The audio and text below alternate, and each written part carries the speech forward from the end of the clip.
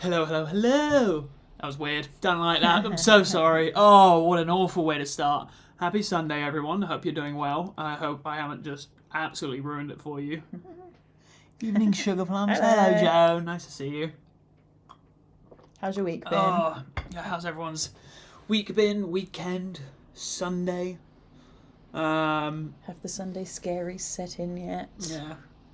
Once again, I woke up with quite a horrible hangover, but had about 4 cups of coffee before noon, and now I'm alive and functional and mostly human.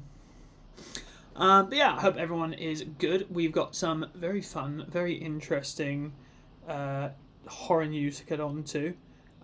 You may have also seen via our post that we saw Obsession.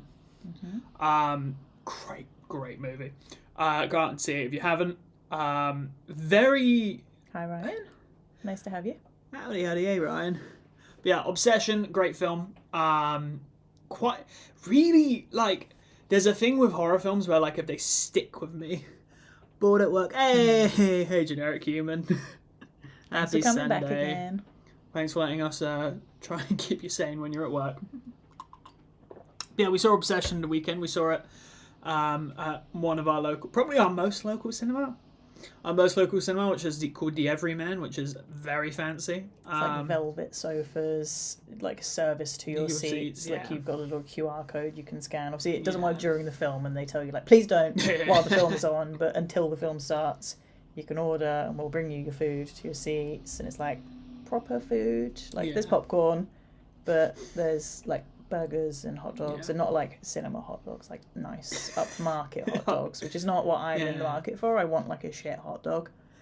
And like alcohol, like there was someone in front of us with a bottle of wine, and like every now and then I'd see him like lift it up to check how much was in it before he poured it.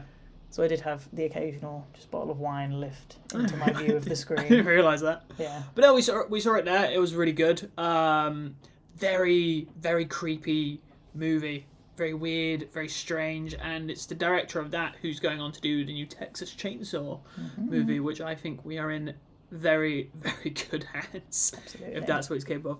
Really good, and also, like, we were talking about this as we were leaving the cinema, really good cast, like a really good amount of talent, and basically full of unknowns bar one person. Which I talk about this a lot, and we talk about this a lot, which is like horror being such a good vehicle to like propel new actors into the fold, because essentially if the concept's good, people are going to see most things. Right, we have seen Obsession. That's just what we're talking about. It's very good. It was very creepy. Great ending. I didn't actually realise they filmed 2 separate endings. We won't spoil it here or anything like that, but I thought it was really good. And it's like, I know a horror movie is good when I keep thinking about it for the next couple days. And we were also thinking about what we'd wish for, because like you're getting fucked. Yeah, whatever you wish for. It's obviously a monkey's paw situation. Yeah. It's not going to be everything you hope for. So we were trying to kind of think, how would we navigate that wish so it's not completely terrible when it backfires? I think the thing I always made fun of you for is your monkey paw of you got a sequel to Tron Legacy, but it starred Jared Leto. Yeah, I would have broken the one wish willow and been like, I want another sequel after Tron Legacy, and then I did get it, and I was really excited, but they cast Jared Leto in it, and I was really upset, and then I held out hope. I was like, maybe Daft Punk will come back for the soundtrack, and then Daft Punk broke up or retired, and I was like, damn it. And then, Nine Inch Nails did do a fantastic soundtrack. Like, no hate to them. It was very good. But the film itself just was not great. I think it was one of my lowest ranked films last year. I have a list on Letterboxd, and I'm pretty sure. I don't think it was bottom spot, because I think, unfortunately, that was Wes Anderson's Phoenician Scheme. But I think it was just above that. I think it was the second worst film I saw at the cinema last year. Unfortunately, because I love the grid and I love the Tron world, but Jared Leto got his slimy hands on it. So what did you think of Obsession, the film we're talking about? I loved Obsession. It was so stressful and so like anxiety inducing. Like I had a headache afterwards. That like I only really noticed like when we got home and I got into bed, I was like, my head really hurts. And I think it was because I'd like grinding my teeth through half the film and like just contorting my face so much. I'm like, oh my god, what's happening? There were also multiple scenes where like it's quite a dark movie, both in tone and imagery. And there was multiple he scenes. goes to on his computer and searches up something, and then the web page turns up on the screen. And, like, for such a dark movie, went, it was really blinding. But I mean, talking about the lighting, just incredible lighting the DP choices. gaffer, amazing work there, and like there's so many great scenes where you're seeing The girlfriend Nikki. She's almost like always completely in shadow, and you're just seeing like the tiniest glint in the pupil, and yeah, or like she's framed in a certain way. So like when our main character's looking out of his car, you can just see like her torso, like her head's cut off. You can't see her like face. And I think just like really interesting choices for like framing and lighting to kind of just give you kind of hints about what's going on with this character. But like brilliant performances from everyone in it, especially Indy, who plays Nikki. And she, I saw an interview with her where she said Toni Collette's performance in Hereditary was like one of her biggest inspirations for the role. And I'm like, I can see that. I just realised we've jumped the gun talking about Obsession because it was. Yeah, we're going to talk about it in our horror news, but. Should we? I mean, do we still want to talk about it? Yeah, might as well jump in. We're going to jump in to horror news now. Remember the rules, people, because I'm not good at streaming. You might think you see OBS for just a quick second as I go past, and you don't. No, you don't. You don't. You don't. So let's all say it together now. I am not about to see OBS. Okay. And 1, 2, 3. Oh. Still in the wrong place. Still in the wrong place. But yeah. So yes, this is our horror news of the week segment. We've upgraded to having a presentation this week instead of us just nattering about random shit. Yes. So we've got our nice little. This is made by Emily. And literally like 5 minutes before we started streaming, I thought I need a background that's not just red. Yeah. So I stole our thumbnail background and took all the other stuff off of it, except for this little the red glow from the live light, which I was too blind to notice. Yeah. Right. These are the first images of the Friday the 13th prequel. Are these the only images they've released so far? That's all I could find. That's all we could find. It looks interesting. You know, we got a knife. We got some people, sinful behaviour right here, and a lake. Right, Jason. And it's more Mrs. Voorhees. I guess they both have issues with it. And the titular Crystal Lake, not titular. We've learned this. I don't use the word titular correctly. But yeah, I like the colour palette and the colour grading. It looks nice. A lot of blues, a lot of oranges. I'm curious, kind of, what this is. I assume it's a reboot. It's a prequel. But then, because it's starring Linda Cardellini, Velma from the Scooby-Doo live-action movies, icon. She's playing Mrs. Voorhees as obviously a younger woman. But then is Pamela Voorhees then like super young and like murdering people? I don't know. Remains to be seen. No, I'm here for Linda Cardellini, man. I love her. Yeah, she's a great actress. She was great in Freaks and Geeks. She's great in Legally Blonde. Legally Blonde. And obviously incredible in Scooby-Doo. Incredible in Scooby-Doo. But no, I mean, I think it looks really cool. I'm like hesitant to get really excited about it, but I think it looks interesting, and like it's the first Friday the 13th new media we've had in. I did see an article, it was like 17 years and like 8 months or something. It was like before that it had been like 8 years between projects, but it's been something like 17 years at the moment. Really? Wait, what? Because there was a Friday the 13th remake with Jared Padalecki and the guy from Transformers who plays Megan Fox's boyfriend. That's the only way I'll refer to that movie. What other Friday the 13th media's come out that I've missed? I don't know. Because when did that come out? Maybe that came out later. It would have been like 2007, 8-ish. I have it in my head. I think it was 2006. after he started Supernatural. Really? It was 2005. Interesting. Friday the 13th. We're just doing some fact checking. Yeah, I'm just more interested. 2009. All right. So I guess that makes. I had it in my head it was like 2006. But yeah. So I mean, it'll be good to have. Oh, there you go. Thank you, generic Q. 2009. Yeah. Yeah. No, I had it in my head it was 2006 for some reason. No, I mean, I think this is all. I think it'll be in. Look, new Friday the 13th media is good. That's just always going to be a good thing. So, yes. Any other sort of stuff about it, or just these images? No, just kind of first looks. Yeah, let us know what you guys think of these. I mean, I think they look quite cool. I like the look of the lake. Looks creepy. That's one creepy lake with a little deformed boy hiding inside. And sometimes he's just imaginary, sometimes not, and sometimes Jason Voorhees is scared of water, which doesn't really make sense because a lot of his Friday the 13th if you films. Drown, you're gonna have a fear of water. Yeah, but then he also don't just get in the water equally. chills Again. underwater for a lot of it, and like in the Friday the 13th game, he can move through water really quick. It's a whole thing. It's a whole thing. Moving on. Bloop. Obsession. Like we were talking about, we saw it on Friday. We thought it was fantastic. So good. I think there's like the only thing I would say is like if you are sensitive towards pets, maybe just check out a website called Does the Dog Die, and it will give you a brief description of stuff that happens in the film, because I think that took you quite off guard. And I was like, there's nothing like really brutal or like just sad. violent, but like just something I wasn't expecting to happen that hit a little bit close to home. Yeah, but I was okay. Yeah.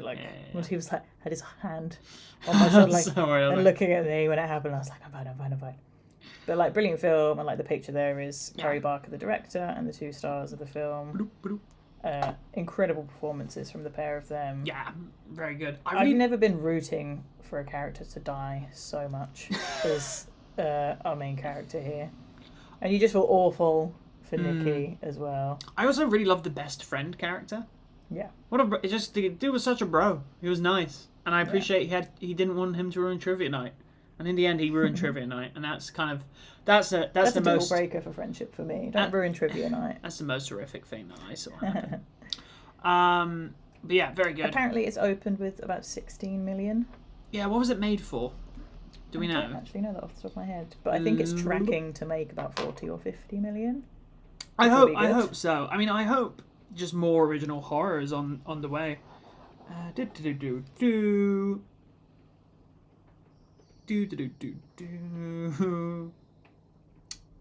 So they've not released the budget yet. I mean, I can't. It doesn't feel like a hugely expensive film. You know, there's no major casts. A lot of it takes place in just Andy houses Richter and homes. is in it. If you love Andy Richter, he's in it for 5 minutes, if that. Yeah. And it was more like his first scene. He just walked past the camera, and I was like, that really looked like Andy Richter. It was like half an hour later. I was like, it is Andy Richter. Yeah, I don't know why Andy Richter's in it, but random. We love to see him. Cool. But our lead character, who plays Bear, yes, he has also expressed interest in playing the villain in the new Texas Chainsaw Massacre, which is being directed by Carrie Barker, which would be interesting. Yeah. Did he just say the villain? Or... Yeah. Because he said, I want to be in it. I'd like to play the villain. I don't think he'd be a good Leatherface, but I think he'd be a good hitchhiker. Yeah. I think Leatherface needs like it's got to be a big guy. It's got to be a big guy. I didn't love the Leatherface in like the 2003 or 4 remake. I want to say 2003. Yeah, the 2003 remake, because I think they just got like a pro wrestler, and like I don't think Leatherface should be stacked. He should be like kind of barrel chested. I imagine like the build of like Lenny from Of Mice and Men. Yeah. Just like a big guy, but not like big muscly like, like The Rock. No. Just like big. Big boy. But yeah, go out and watch Obsession if you can. It's a great film, very entertaining, fun to watch. I would say fun for the whole family, but it's not. It is an 18. It is an 18. And it earns an 18 rating. Well, we won't spoil it, but it's an 18 for a fucking rating. Yeah. Yeah. I don't really have anything to say about the film, but it was pretty good. You can see our full reviews on Letterboxd if you care that much. Yeah. But yeah. Very good film. Don't think I ever want to see it again. Yeah, it is one of those ones where I'm like, oh, it's... Once is enough. I think some people, we were talking about it just before the stream, some people have called it like kind of mean, which I don't massively agree with. When you got things out there like Terrifier. Terrifier. Like it's gratuitous. Like it's not gratuitous. No, like some of the it's just more like mean horror. I would say is. it's quite a bleak horror. Yeah, there's no real winners in this film. like one guy's wish just ruins the whole world, basically. Mostly. But like, excellent film. If you can go out and see it, absolutely do. It's definitely worth a watch. Yeah. Right. Now, I'm going to ask you guys. I'm not going to refer to you as chat. That feels demeaning. Ask you guys and girls, maybe. What do these directors all have in common? Now, what do we Other think? than the horror directors. Other than the horror obviously. directors, and they're all men, and they're directors, and yeah. And if you don't recognise them by face, Yeah. we've got Curry Barker on the left. Yep. Director got- of Obsession. Yeah, we've got Lee Cronin in the middle. Just did The Mummy. And we've got Mike Flanagan on the right. Did The Haunting of Hill House. Dr. Sleep. Midnight Mass. Anyways, We'll give you a minute. yeah, we'll give you some time to have a little think. Throw in a guess of Throw in why a guess. these are all linked on your screen right now. And yeah, it's not just because they're all very good horror directors. There's a specific reason they're all linked at the moment. One sec.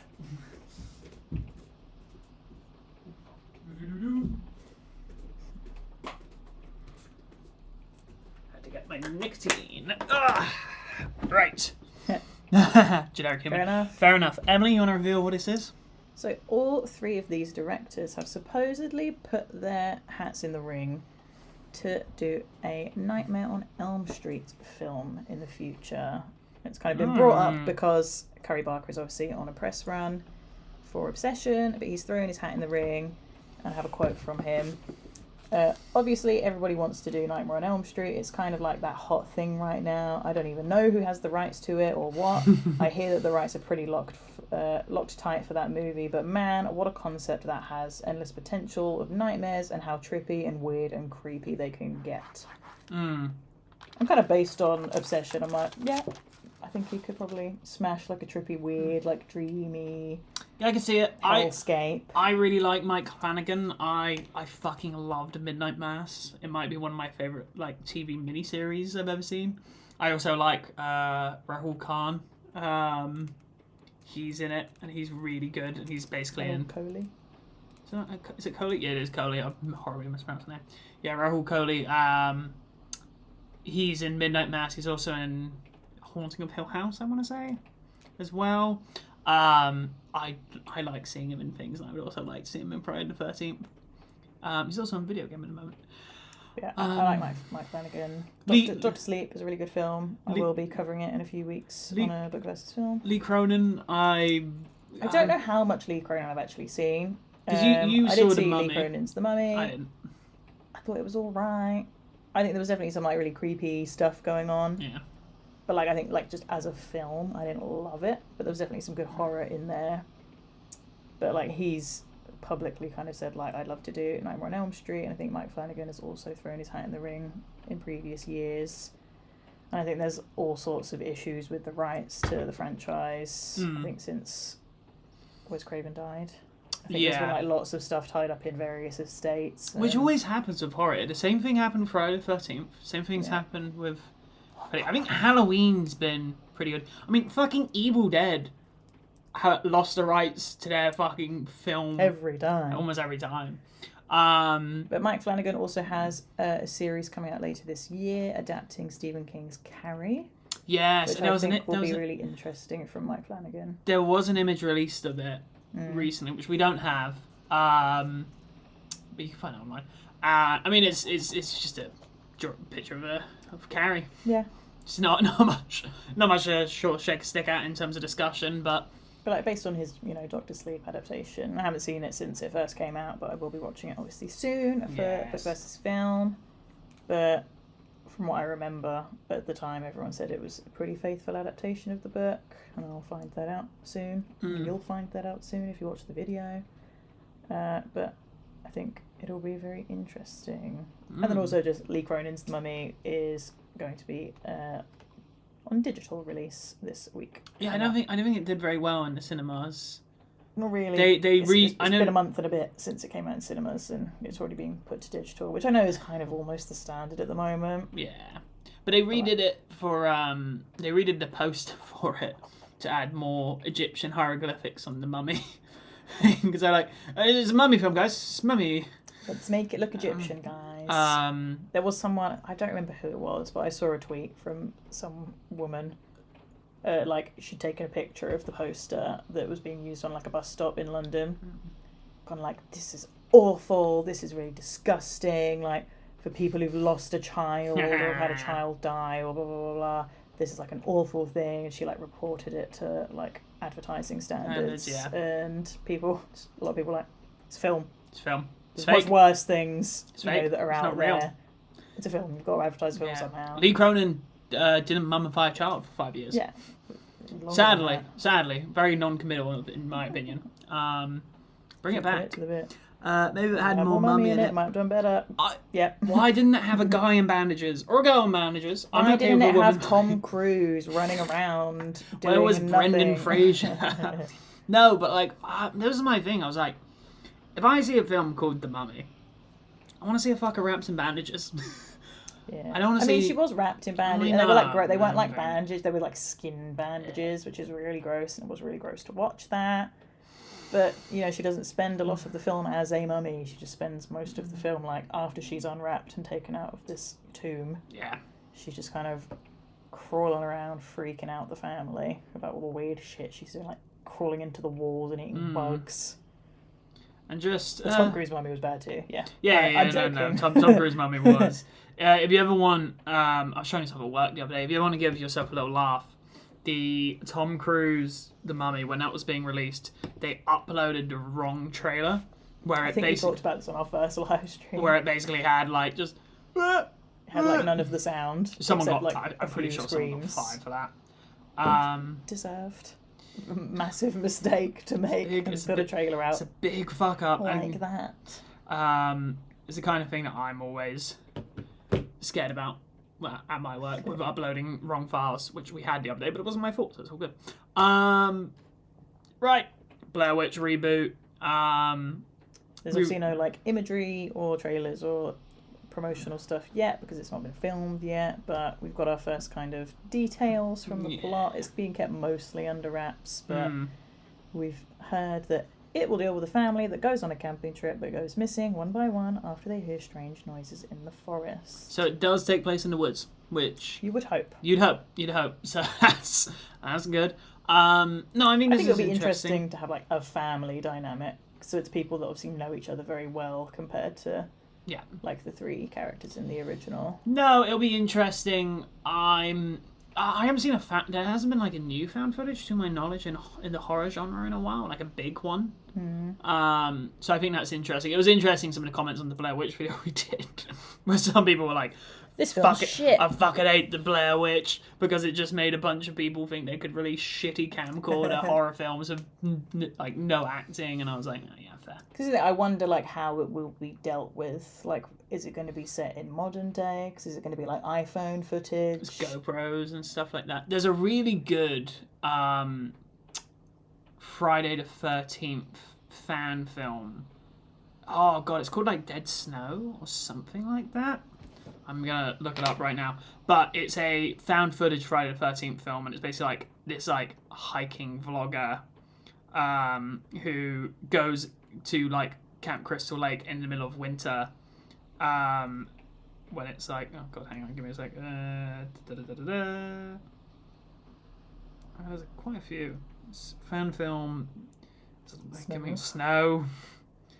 Come on. Never Hike in the Snow. It's a really good Friday the 13th fan film.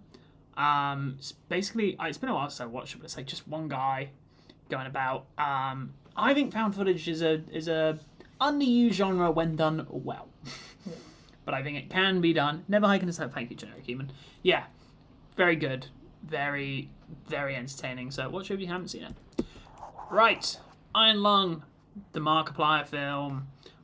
Which we still haven't seen. Still But we will soon because it's being put on YouTube at the end of May. And I like that apparently Markiplier has just kind of fought for that as opposed to putting it on some other streaming service. He was like, it's YouTube. Yeah. The reason I've made this film It's because is of because YouTube. of YouTube. So it feels right to put it on YouTube. He's also done like profit sharing for the film, I believe, or like bonuses. But like everyone who worked on it has basically talked about how good of a set it was, which makes me happy. So yeah, I mean, I don't know the video game it's based on. Not really. But hey, I'll give it a watch. Maybe, like independent horror. I did want to catch this at the cinema, and I just missed it when it came out in our local. And then by the time I had time to see it, it had left. What's up? Hello. What's up, Zinzi? Zinzi? Yeah, Never Hike Alone is great. But yeah, no, Iron Lung, I think it's interesting. I hope this opens the door for more independent horror. I know Dead Meat James he's just had an interview with the guy from Obsession. There's like a very famous meme going around with him and some of the other directors. Zinzi. Nice nickname. But yeah, I kind of want to see more independent horror. I mean, horror is great for independent filmmaking because you don't need a huge budget. You just need a sort of interesting thing. Because that was like Curry Barker of Obsession, because he did, is it Milk and Cereal? Milk and Cereal. And it had like something like an $800 budget, something stupid like that. I haven't seen it, but you've seen it? No. But I've heard it's quite good. Yeah, I mean it'll be good. It'll be fun to watch. Next, Evil Dead Burn. We've got our first kind of plot synopsis-esque thing. So we had our trailer. We saw the trailer. We last week. We talked a little bit about it. Saw it in cinemas. Dishwasher. It's now on YouTube. Yes, had a dishwasher incident. But yeah, so it's basically following a character after the loss of her husband. She goes to her in-laws, and yeah, one by one they're turned to deadites. I'm very interested in what the event is that causes them to turn into deadites. Is she going to use the Necronomicon to try and bring her husband back? It was interesting with the trailer. There was some discussion about if it revealed too much, but I think apparently there's still a lot to go, and apparently there's even an entire scene in the movie where it's basically just pitch black for like 5 minutes, and all you're hearing is sound. So, which is a very cool concept. Cool concept. I like the sound of that. I'll be interested to see how it ties into the universe, because I believe all of the Evil Dead films are set in the same universe. Yes, no, they are. So, it's good. Evil Dead Burn is a sequel. Standalone. I think in general, it's probably its own standalone story. Like, I don't think it's going to tie into... No. Like, with, like, massive story beats. I don't think it's going to tie into Evil Dead Rise or any of the previous main kind of canon. Because Evil Dead Rise sort of tied into the other Evil Dead films, if you want to count the Bruce Campbell cameo. There's a bit where they play a record of a bunch of priests discussing the Necronomicon, and you hear Bruce Campbell screaming about just burn the book. Which I like to believe is Ash Williams still fucking about in the timeline. Somewhere pretending to be a priest. I don't think we're ever going to see Bruce Campbell in the flesh, sadly. I think he's just... respectfully to Bruce Campbell, a bit old now and doesn't want to be thrown against it. And to be honest, that man I think he's also just pursuing his own things. Like, he's got his own directorial, not debut, but maybe debut. But he's got his own film coming out. I think it's called Ginny and Georgia, something like that, coming out later this year. And if anyone's earned to be behind the camera instead of in front of it. He's having obviously a break for his medical reasons at the moment. Yes. And obviously we wish him a speedy recovery because we love Bruce Campbell in this household. There's got to be more Bruce Campbell in this world. There's never enough. I wonder if there will be like any sort of nods to the other films, but I don't think there's going to be any like massive story beats that are carried over. So I think in essence it is a standalone film, but possibly there might be little hints that it's a sequel to something else. Like maybe we'll see the characters from Evil Dead Rise, like that last little bit at the cabin. Maybe we have a little pick up with them. But I kind of hope it's its own thing. And if you want more Bruce Campbell in your life, it recently got relisted on Steam, Poker Night at the Inventory, which is a poker game which features Ash Williams, voiced by Bruce Campbell, playing... You can play poker with him, and along with the Heavy from TF2 and some other characters. And there's some very fun nods and bits and pieces there. So, yeah. And if you love Bruce Campbell, you can also watch Cars 2, because he voices one of the cars in it. Or Burn Notice. Burn Notice, classic TV show. I fucking love Burn Notice. Watch it. I think Burn Notice is actually how I was introduced to Bruce Campbell. Cars 2 would have been my introduction to Bruce Campbell, but I didn't know it was Bruce Campbell at the time, because I was 11. And the best thing about Cars 2 with Bruce Campbell in it is they gave him the biggest chin possible for a car. They were like, how can we give this car a massive chin? But yeah, so that's Evil Dead Burn. And finally, a new film. Kind of to go from Evil Dead, kind of a nice little segue here. You two brother and sister, or just friends? We're not We're a brother or couple. sister, we're a couple. But yeah, we're a couple. We run this YouTube channel together. Emily does some of the videos, I do some of the videos. We share a load in editing, and filming and stuff like that, and scripting and stuff like that. So yeah, but not related. Yeah, I'll kind of like segue from Evil Dead to here, 'cause obviously Sam Raimi, while he's not doing an Evil Dead burn, he's been signed on to direct a new film. I don't think there is a title yet, but it is based on the same novel of this kind of picture up here with Anthony Hopkins, which is a film called Magic, which is about a ventriloquist who kind of gets under the spell of his own kind of nefarious puppet. Yes. Which I've heard that this is apparently like one of Anthony Hopkins' best performances. They're like, Silence of the Lambs, and then this. Yeah, we need to check it out, really. But it sounds like a Sam Raimi kind of story. And we've got the picture there at the bottom as well of Mark Swift and Damien Shannon, who wrote Send Help, which was obviously Sam Raimi's film this year as well. Yeah. And they've said it's going to be insane, this story. And then this like quote we've got on screen as well is from the chair of Lionsgate, Adam Fogelson. He said, "Sam is the dream director for this project. In fact, his coming aboard represents one of the truly great matches of director and material.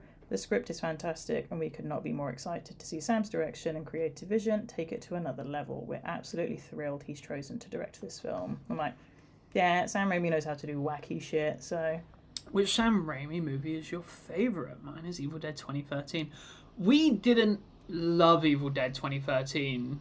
I think it had a really interesting idea of having the main character, Mia, being like a drug addict and trying to kind of get off drugs. Like, there was such a cool concept there for her to be seeing deadites and all this weird shit, and they're going like, just withdraw, Mia, you're fine, and they're all dying. Like, I think there was a really interesting concept that they could have taken with, but didn't. Yeah. I think, for me, my favourite Sam Raimi thing is probably Evil Dead 2, because I think that's the best combination of Spider-Man 2 is excellent, to be fair. Fucking solid. I mean, all the fucking Raimi Spider-Mans. That trilogy is fantastic. I'll defend 3. Like, it's obviously not as good as 1 or 2, but fucking, it's still fun. No, Evil Dead 2 is probably my favourite because it has the best balance of comedy and horror. I think it's the best Bruce Campbell performance. I love how they... Yeah, very close. Very close behind. Evil Dead 2, or like, I also just fucking love the fact they lost the rights to the first film, so they basically just had to remake it.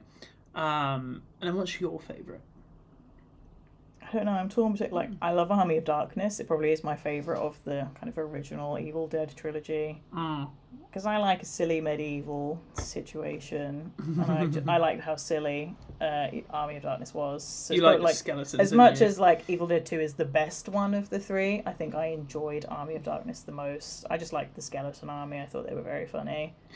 But I probably would say I prefer Spider-Man 2 to Army of Darkness. I think Spider-Man 2 is fantastic. Like, the whole trilogy is brilliant, and I would happily sit down and watch any of them any day. But the second one is just... I love Alfred Molina as Doc Ock. I think he's fantastic in that film. Like, Willem Dafoe, obviously, in the first one as the Green Goblin is fantastic. Spider-Man. But, yeah, Spider-Man 2 is just phenomenal. He also directed one of the worst films I've ever seen, which is Doctor Strange and the Multiverse of Madness. Yeah, that was a rough one. A film that I took a 10-minute smoke break whilst watching, because I went out to go pee, and then I was like, I don't really want to go back in, and I had a cigarette, and then I was like, I've never walked out of a film, but I was fucking close. I was a god-awful film. It was rough. And that's obviously not completely Sam Raimi's fault, because he didn't write it. They should have made... Yeah, Spider-Man 4. You can see the storyboards for the opening of Spider-Man 4, where it was going to be revealed that Bruce Campbell was actually Mysterio. I would have loved that. And that's why he kept popping up in all the other films, and he was like arrested at the beginning. And there's a very unflattering drawn image of Bruce Campbell with quite a little belly on him. But you can see that does exist. I did like Spider-Man. The naming conventions of the films always get me. No Way Home, the one where Tobey Maguire and Andrew Garfield came back. And it was nice to have like Alfred Molina and Willem Dafoe back as well. Yeah. Not as great for Jamie Foxx, because I just don't think Elektra is as compelling a character as the original two. But yeah, I would have loved to have seen a Sam Raimi Spider-Man 4. I think it would have been really cool. And I did really enjoy Send Help from this year. I thought it was really fun. Yeah. So I'm excited about this new film. I do have a thing with like dolls. Like I don't mind, like, not like an Annabelle doll, like, you know, like children's dolls like that, but like ventriloquist dummies. There's the Toy Story 4. There's the weird like ventriloquist dummies in the like antique shop that they all end up in. Yeah. I didn't like them. I don't like the way they move. They freak me out just a little bit. So, but I will want to see this. Apologies, but No Way Home was a painful experience for me. The thing is, neither of us have seen it since we saw it at the cinema, because we're both a little bit scared that it's not going to be as good as it felt in the cinema. I've heard a buddy of mine who I saw it with has said he's seen it since, and he's like, it's not good. Yeah. I liked it in the moment, and I thought it was brilliant. And like very in the moment, I was like, that's my new favourite MCU film. It like dethroned Captain America: The Winter Soldier. So it'd be like 2 weeks to come to my senses. It'd be like, nah, Winter Soldier's still my favourite Marvel film. Send Help was good. I was disappointed with the ending. I get that. I wasn't a huge... I liked Send Help, but Send Help weirdly didn't feel very Sam Raimi to me. Yeah.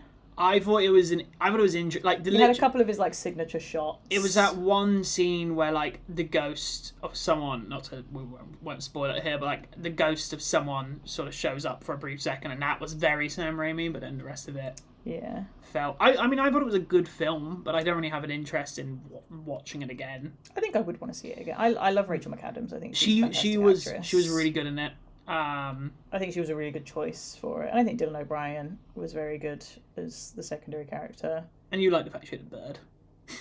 Yeah, she had a bird. She had a bird. But no, I mean, yeah, look, it was interesting. It was definitely good to see that, because I was like, okay, cool, Sam Raimi can still direct.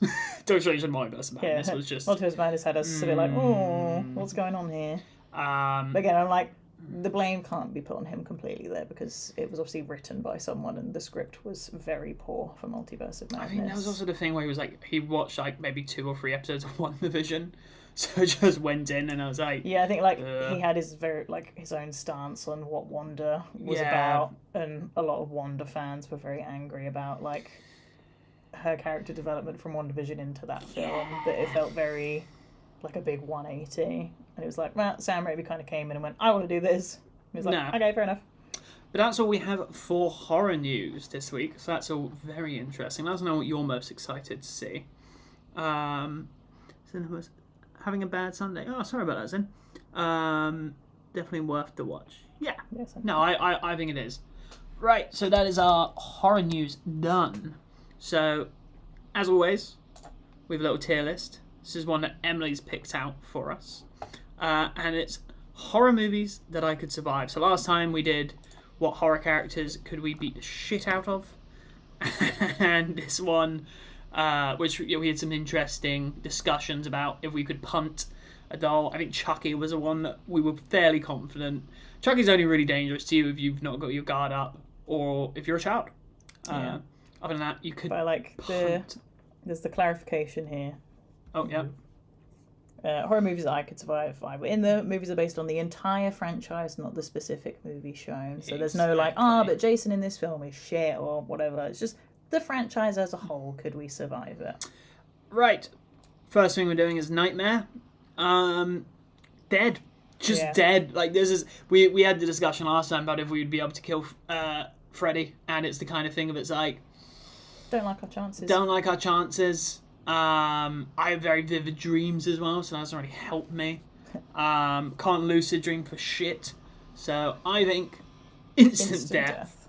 At best, I could stay up for a decent amount of time, but I think the most I've ever done is something like 30, 40 hours is the most I've ever stayed up in one sitting when I was younger, and not great. Now, Shining, are we imagining we are in Jack's position, or is Jack in the hotel with us and we're trying to survive him? I think for the sake of it, Jack is in the hotel. It's a real... I was going to say 50-50, and there is a 50-50. The thing is Jack Torrance, he certainly can destroy a door. I think I might survive since I don't dream. I mean, that is a good point. That's a good tactic. Just don't dream. Yeah, if you can take some dreams. I think they do in one of the movies take like a dream suppressant. Maybe it's been a minute since I've gone through the whole franchise. Then I was exhausted and frustrated with the callbacks and references. Eventually left me with nothing original worth coming back for. Spider-Man No Way Home. Spider-Man No Way Home. Yeah. I get it. It makes sense.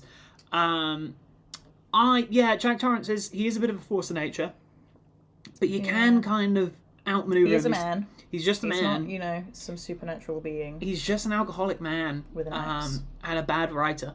So you can kind of get around him. You got to taunt him with his own writing and get in his head. Yeah. This character has no good motivation. Like book Jack and film Jack. Your third act doesn't have any callbacks to your first act. I mean, that's a 50-50. Because if he gets you in a corner, you ain't getting out. But I think you might be. If we can plot together to try and take him out, I think we could have a chance. We can do some duck and dives, and I think that works out. Right, next, I want to say that's Resident Evil. Yes, it is Resident Evil. Resident Evil. 'Twasn't a movie. 'Twas a bout of member berries. Yeah, great little South Park reference there. Yeah, I think that's the same thing with God, what was I thinking of? Well, I was talking about this with you recently. Deadpool and Wolverine, where I was like, I don't think that's a film that will do. I'd be interested in that in 5 years and see if it's... Again, I enjoyed it at the time in the cinema. I did see it... Did I see it twice? Did I see it 3 times? I think... Because we were supposed to go with my parents to see it, and then you got really sick. Yes. The day of, you woke up and you felt awful. So I went with my parents to see it, and then I think we saw it.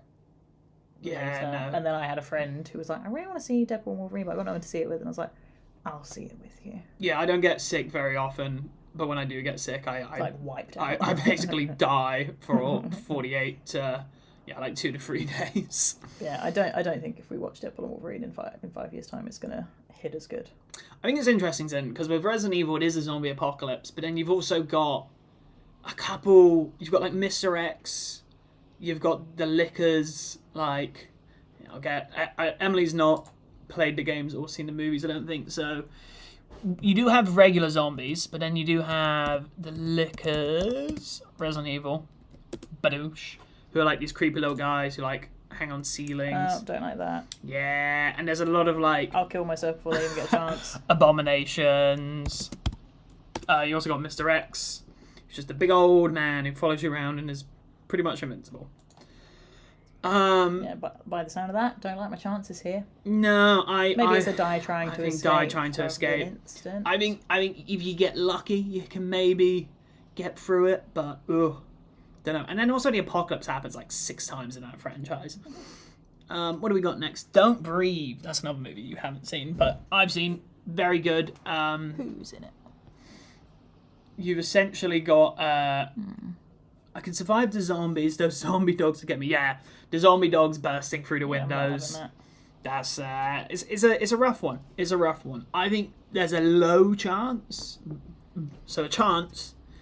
Yeah, it's probably not good. Don't Breathe. So you've essentially got a retired Navy SEAL-esque guy who is blind but has great hearing. And in the movie we have a number of criminals in Detroit.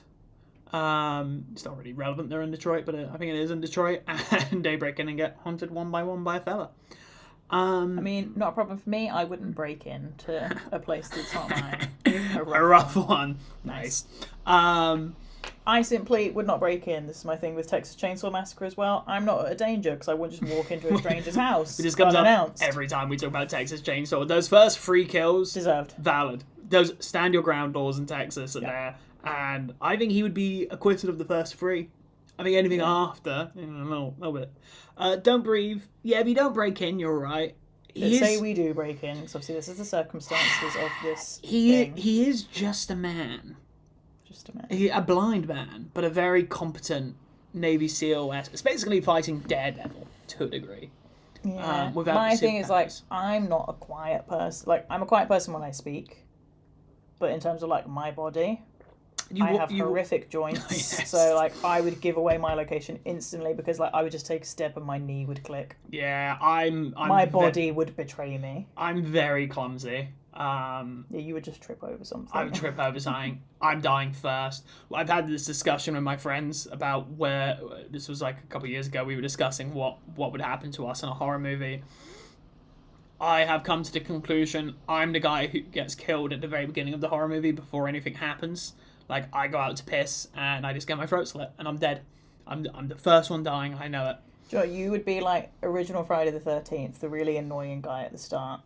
Who you just like really wish dies, and then he doesn't even get a death on screen. You just see his body later, and I was really pissed off. I wanted to see this guy die because he was annoying. I feel like you would be the first one to die, and you wouldn't even be shown on screen. Like your body would be found. Yeah, I think we're with you, generic human. I think something's gonna happen. I think there's a chance he is just a man. Yeah, I'd say 50-50. Like it's in the same strain as Jack of like, it's just a man. But it depends like how tactical we end up. I guess. Well, yeah, then we are moving on to Scream, and Scream 7 was not great with all the reviews and stuff like that. But they're doing another Can't one. comment. I've not seen a single Scream film. But my gist of it is that Ghostface is sometimes just a bit of an idiot. It is the thing. It's because because it is the whole franchise. So it's a debate of we have to take like which Ghostface, all of the Ghostface amalgamated, and then like take the average IQ of a Ghostface.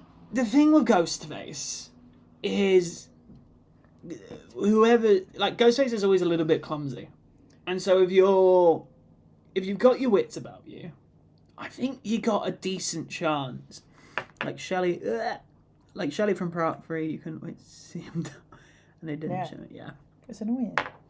I think like the fact that Sydney has made it all these years, I think we can at least escape with minor injury. I think escaping with minor injury, because you got Billy and like you might get Stu. stabbed, but I think we would still get out. You got Timothy Oliphant in 2. You got in 3 the cousin. Oh, I can't tell you the killers in 4, 5, 6. I only ever watched the first 3. I think I've tried watching. One night. I tried watching all of them, and we started drinking way too early. It was me and a buddy of mine a couple of years ago, and I've seen the opening of Scream 2 like 6 times because we would repeatedly try this, and we would just get really drunk and pass out. I think, look, Ghostface is a bit of a clumsy fella. I reckon if you get a good right hook in, you throw him off his rhythm. Throw him off his rhythm. Blair Witch. Don't like the chances here. Yeah, Blair Witch is a bit rough. Oh god, yeah. You're dealing with spirits, and I feel like spirits in the same way with Freddy. It's not great. It's going to make us turn against each other. You're going to be in the woods. Which is just a place I love nature, and you know I'm trained as a forest school teacher, but I don't want to be camping out in the woods. That's not my deal. I think I've pitched camping to you a number of times, and every time it's a resounding no. I'm like, no, I need like glamping. I want like a nice place to like. I want a bed. I'm not sleeping in a sleeping bag on the floor. No. So I think Blair Witch. I think that's is it instant? I mean, if it's Michael Myers, you could just walk. I think we'll it's get true. there We'll get to Michael Myers. We'll discuss that when that's sort of time. But yeah, I think. I think because also there's the thing in the Blair Witch 2 where like it's fucks up with your time. At one point, there's people who are like walking around for like 12 hours, but it's only been like 20 minutes. I think it might be. Is there not like the theory that like it's set across like different time periods? So like the reason they're lost in the woods and they can't work out where they are is because like there's some actual like time difference, and they're actually there is like the 14th century or like whatever. I mean, there is a theory of that, but I think there's too many unknowns. So I think the Blair Witch is an instant death. You want to put it to die trying to escape, or? I think on the account like if I saw weird shit, I don't think I'd even try and run. I think I would just accept. It's like, no, it's my time. Oh, 28 days / weeks / years / years the Bone Temple. Oof. Running zombies are rough, man. I can do... Until you take it by like when we were born. So we were babies. Oh, when yeah. When 28 Days Later came out, we were like babies, toddlers. Yeah. So like, Well, I mean, were our dead. families keeping us safe? No, they weren't. No, and also I think it's dropping us in it now because otherwise we're not even alive for some of these. I've started jogging again since I quit smoking, and I found out I actually can jog somewhat, but I don't know if I could survive a full-on sprint. We also live in London, so that puts us in a pretty bad bracket. I think we have to go by like days and weeks more so than years. We're not. Are we making it 28 days? Are we making it 28 weeks? Are we making it 28 years? I don't think I'm making it 28 seconds. Are we making it the Bone Temple? Not escaping the running zombies or infected. Not escaping the running zombies or infected. If we want to be nitpicky, I've had this discussion with people multiple times. Are the 28 days later things infected? Yes, technically. They're mindless creatures, motivated by hunger. The infection spreads through bites, saliva, and blood. If it walks like a duck, talks like a duck, in my opinion, it's the duck. Yes, they're technically infected. It's the rage virus. But they're fucking zombies. Like, this is a hill I will fucking die on. They're zombies. What's that? Bone Temple is fantastic. I think you should watch it. Yeah, it's really good. Ralph Fiennes is amazing. Not what in it. we expected at all, really. No, it was brilliant. My only issue with the Bone Temple is it doesn't have like a great. The opening is good. Don't get me wrong, but it's 28 Days has a really great opening with the empty streets of London. Weeks has, I think, the best opening in the franchise, which is funny because it's Carlyle. The worst film, but it's a great opening. Years has a really fun opening with the Teletubbies, and it's very flaky. And then Bone Temple sort of opens just in universe. It doesn't really have. It takes place. I guess because it is taking place like literally just after where we leave off. Not like just after, but it's like more or less, yeah, like a couple of hours, months, yeah, maybe a week. There is a difference, but they fall under the zombie umbrella. Exactly. Yeah, exactly. It's a wide umbrella, and there's enough room for these guys under it. I did debate in the comments with someone about this, and they were very respectful. They were like, "Fair enough, that's the best argument I've heard." I'm like, "Great." A respectful YouTube comment. Could you believe it? Yeah, I don't think I'm making it 28 minutes into this world, to be brutally honest. I'm not a runner. I'm not outrunning anyone. Like, I think if I made it to like 28 years later, I think I'd be pretty content in that little town. Yeah. But like, I don't think I would have made it to that point. Like, we live in, London. Yeah. It would have hit us very quickly from, where it breaks out. I think I would have, I think I can do 14 days. I think 14 days I could probably do, because that's probably enough time to where we run out of food and I'd have to go out and I would die. Like, it's the thing. And also, again, I'm clumsy. I'd make noise. And, yeah. Too much. And also, the fact it can just be like a single droplet of blood that turns you, gets in your eye. Not great. I think die trying to escape. Yeah. I think there's a decent chance, which is funny. That's both the zombie ones there. Oh, Ring.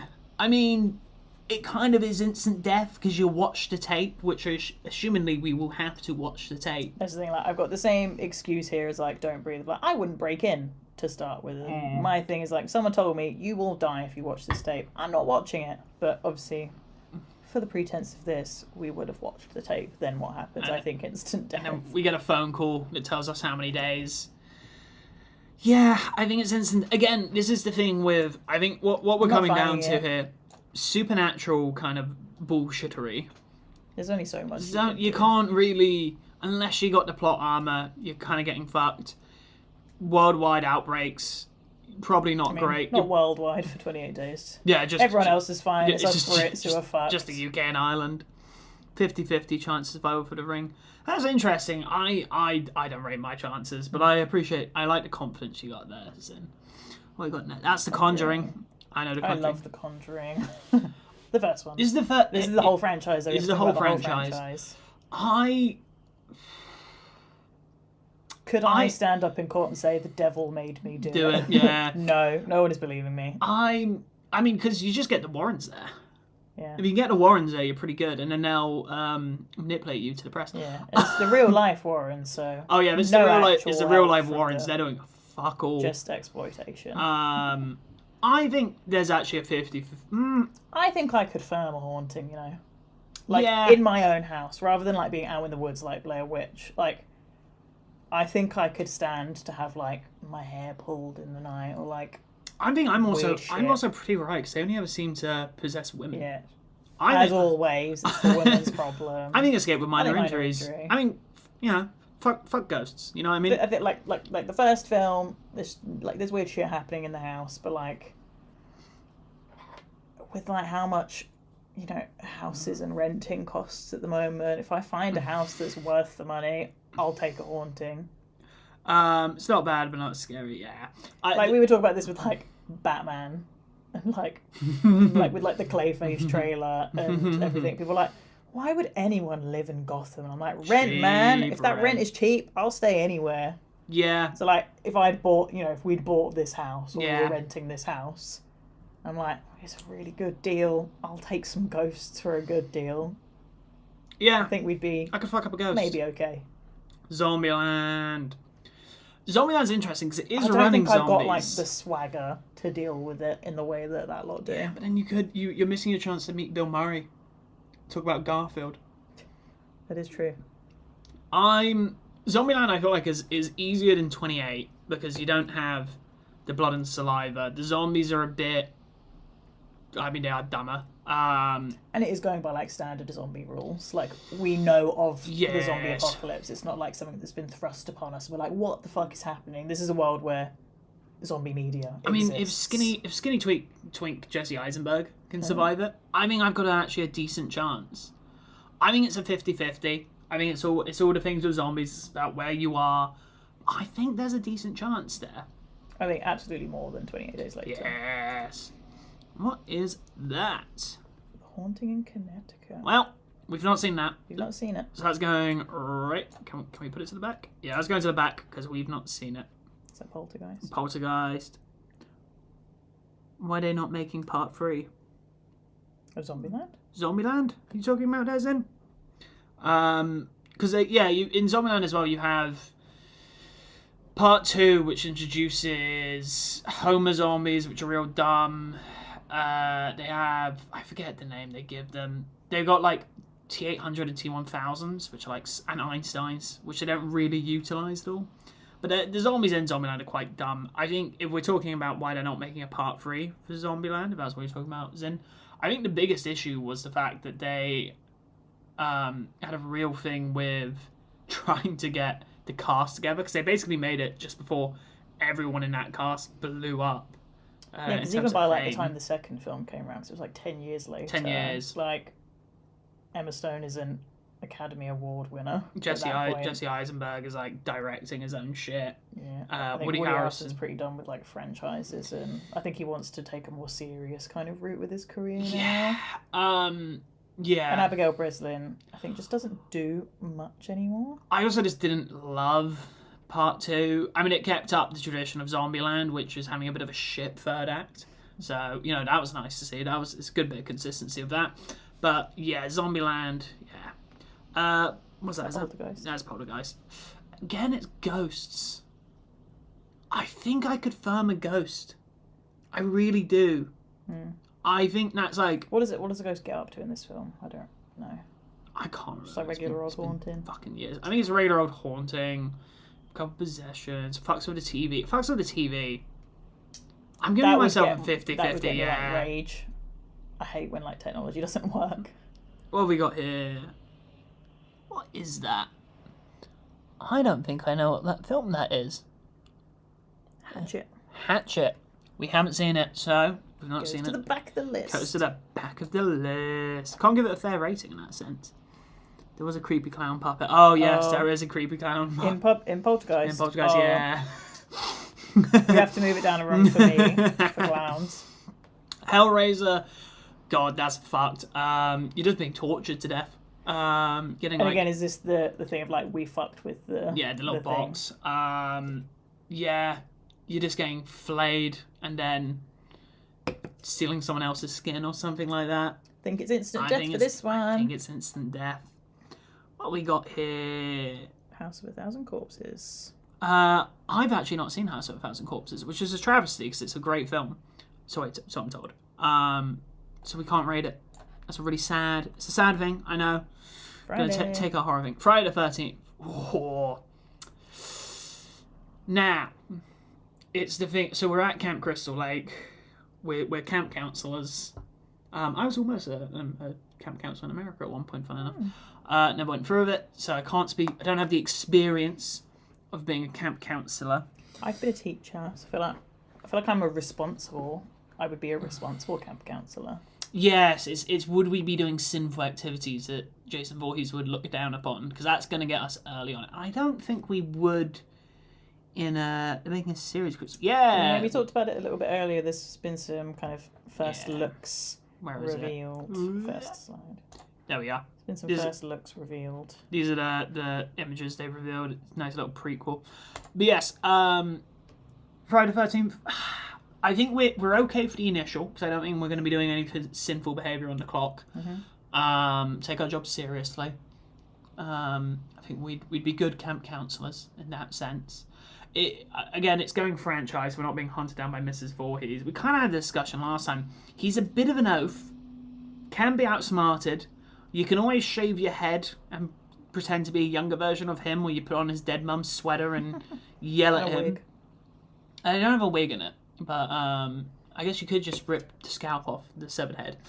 I think this could be a... I didn't get a notification that you're live. It's all right. We're live. We live typically every 7 p.m. GMT, 1 p.m. another time, 11 a.m. another time in America. Wherever different time zones. It's on the fun. It's on the fun now. Maybe not on this week. But we're typically live every Sunday at 7 p.m. So feel free to come back at some point. And we normally put like a post out midweek to be like, Yes. we're live this Sunday at this time. So Yes. Friday the... So yeah, he's a bit of an oaf. Once again, I think this could be an escape with minor injury. I think this is also this might be rating us too highly, but I think if you've got your wits about you, you've got a better chance than I do, because you'll have final girl status. Very, very rarely a final boy. I mean, you do have like Tommy and stuff like that. I think you can, as long as you're not getting your tits out or having sex at work or doing drugs, I think you're okay. Yeah. I think you can kind of get around it. I think I'd be pretty good with a bow and arrow as well. If you just keep on walking, eventually you'll get out. That's also true. And then it's not a problem anymore. Well, he does go to, what was it, Manhattan? Yeah, he goes to Manhattan, but And technically, hell.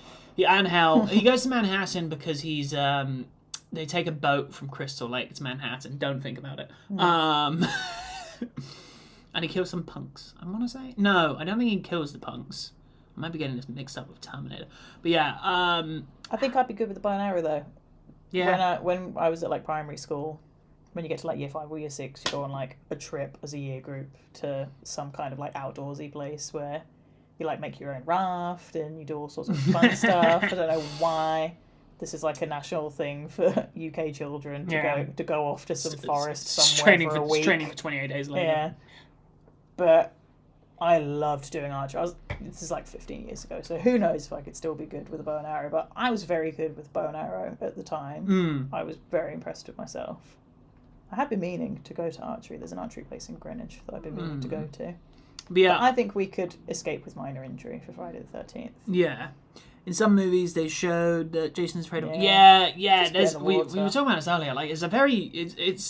It's in Jason Takes Manhattan and Freddy versus Jason, I believe. Part 8 is the worst. Yeah.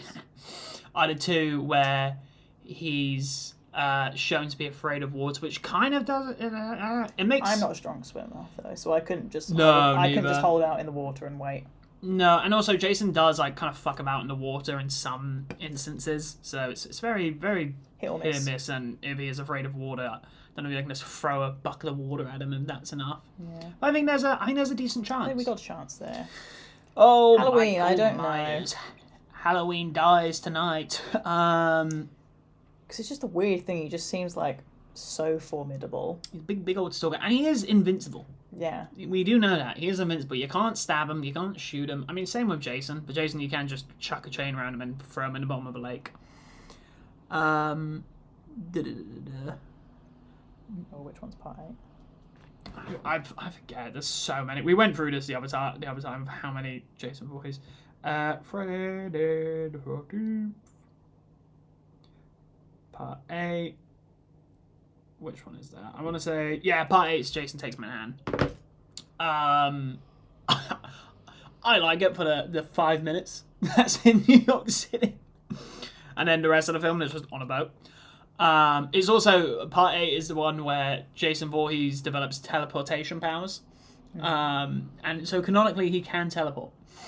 The more interesting question is, do you survive Halloween 3 Season of the Witch? Season of the Witch, yeah. Because we'd have to take the franchise as a whole. So, I mean, Season of the Witch is basically like masks that get given to children, if I'm remembering this correctly. Masks get given to children and some adults.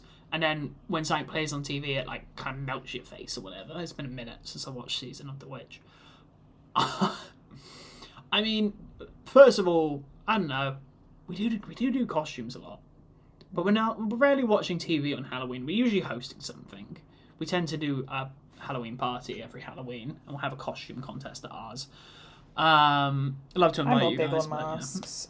I'm not. Yeah, this is the thing. We as people who do a lot of costumes, if you're hosting, you're doing anything that's like a party, a mask is terrible to have for a costume because essentially you're like eating and drinking. You need like a half mask. You need a half mask, and you're basically just holding it in your hand the whole night.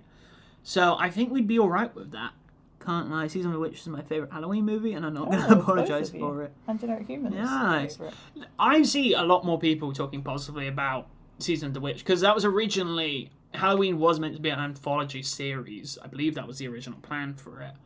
And then Halloween made so much fucking money. Like, get another one out there. So they did part 2, and then they were finally like, alright, fine, we'll do an anthology. And Season of the Witch came out, and it bombed. 2018 was my favourite. I do like the Halloween 2018. I think it's very fun. I always have an issue with they have podcasters who are just using a Zoom microphone and they're just using the inbuilt mics, which are terrible. But I don't know how much I like our chances against Michael Myers. I don't think it's instant death. I think it's either 50-50 or we die trying to escape. There's a great bit in one of the films where they're hunting for Michael Myers and there's people dressed up as Michael Myers for Halloween, which is so fucked up. It's just like as a real life serial killer in a small town that's terrorized by it. Yeah. And there's a great clip where someone just gets absolutely bowled. Hang on. I forget what Halloween it is, but I want to get the clip up because it is a beautiful little clip. Halloween...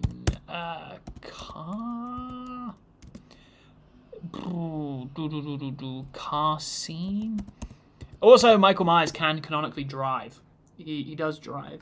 Is this it? Yes, this is it. Hang on. Play about sound so it doesn't play through. This is it. Hang on. Where is it? So they're wandering around. They're trying to find Michael Myers. Going to shoot him. Here we go. Christ. And they just BAM! Oh my god. Yeah, that's Halloween funny. 2, that's it. And that was just a random kid. Which also, if we go back... It's like, Jesus Christ. When it comes to, like, dressing up as, like, real life killers, like, people do that in real life. Like, we went to a Comic-Con, and someone was dressed up as the Zodiac with the full police hood. sketch with the hood and the symbol. And I was like, I did find it funny because I love the Zodiac film and I read a lot about the Zodiac case and I did a whole project on it at school. But, like, it is a bit insensitive to dress, as a real life serial killer. It's one of those things where I'm like, people are still alive.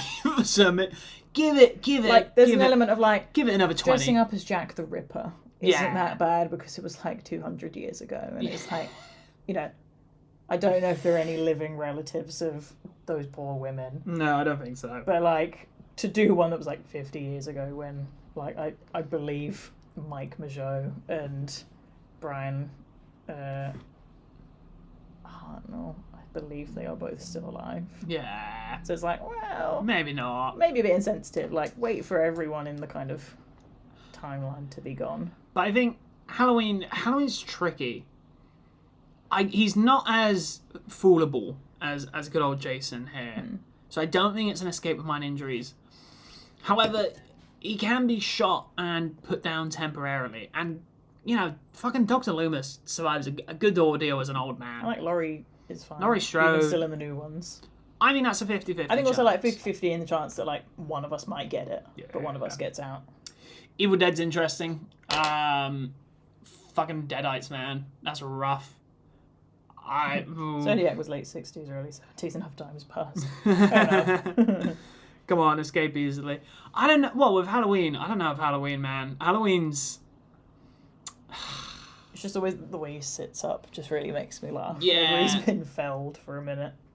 There's a great video of like a kid dressed up as Michael Myers at like some kind of Halloween event, and they're climbing over some hay bales, and then they just absolutely fall off them. And then whoever's filming it, you don't see the kid for a few seconds, and then the kid just does do the sitting up thing. I'm like, hilarious comedic timing from this child. Evil Dead's pretty rough because so we're in a cabin in the woods, presumably, or some isolation I think I'm not structure. making it.